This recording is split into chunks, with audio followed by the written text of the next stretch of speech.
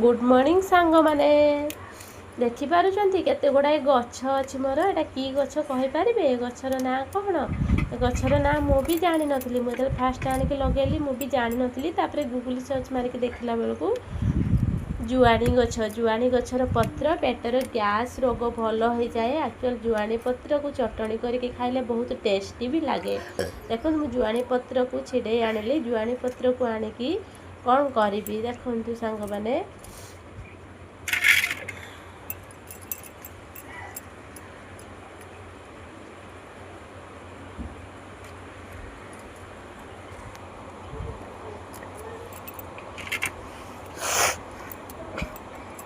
जुआनी पत्र छिणे आनिकी ताकू पानी रे भलसे धोईदेवी भल भाव पूरा सब परिष्कार करके धोईनेबी।